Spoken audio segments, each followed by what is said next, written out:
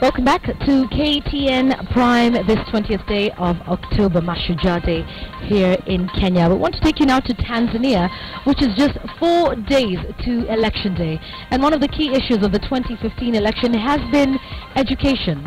A study by Twaweza East Africa has shown that the Jakaya Kikwete Adminstration embarked on a huge expansion of the education sector, spending an average of 18% of the national budget on education. The government abolished school fees in public primary schools, leading to an increase in enrollment from primary school all the way up to university. However, as KTN'S Ben Kitilli found out, talking to education experts in the East African nation, that is not where the story ends.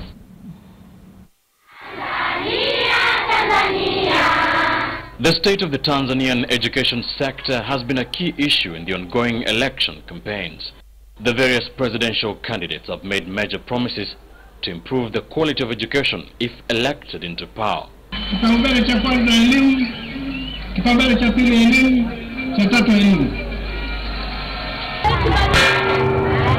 The abolition of school fees in public primary schools in 2011 saw an influx of pupils in schools across Tanzania.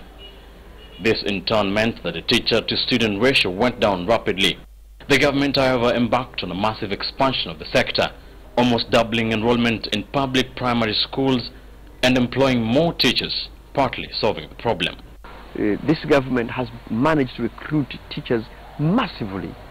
So the average teacher-student ratio in this country, ideally should be 1 to 40, 1 to 45, primary and secondary education. But actually we're talking about 50. And despite the abolition of school fees in primary schools, indirect costs still remain. These are things like school uniform, textbooks, and lunch for the pupils. This has affected mostly basic education. Watoto darasani ni wengi. Kwa hiyo mwanao hataelewa. Kama utaki wewe mzazi wewe mwenyewe. Sisi hatukulazimishi. According to a survey by non-governmental organization Twaweza East Africa, only 1 in 5 children in the 3rd year of primary school has acquired literacy and numeracy skills expected of them at that stage. Our teachers are fairly highly qualified, meaning that almost most of them, they will have diploma plus qualifications. The trouble is that our teachers are among the teachers in Africa who are seriously demotivated. The issue of the languages of instruction in Tanzania's education system has been a point of debate here for more than a decade. Another survey by Twaweza has shown that 89% of parents say that their children found it difficult to switch from Swahili as a medium of instruction in primary school to English in secondary school. What is the solution? Some people give you a shortcut solution, which is, well, abandon English and adopt Kiswahili throughout the education system.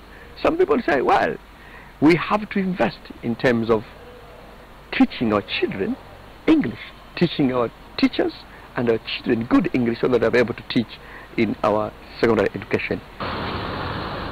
The positive in Tanzania's education story is higher education, which has grown extensively in the last 5 years.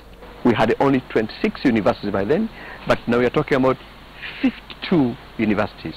We have increased the number of higher education students from just about 50,000, and now we are talking about more than 200,000 students in our universities and higher education colleges.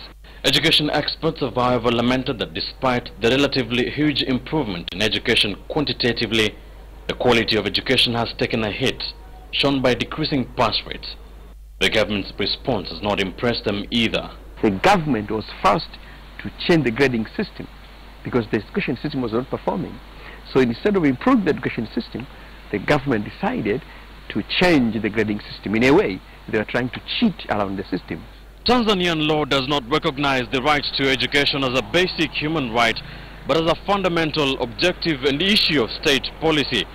Over the last 5 years, the government has invested massively in expanding the education sector, but experts say that has been counterproductive and more still needs to be done, starting with the law. Ben Kitilli, KTN News, Dar es Salaam, Tanzania.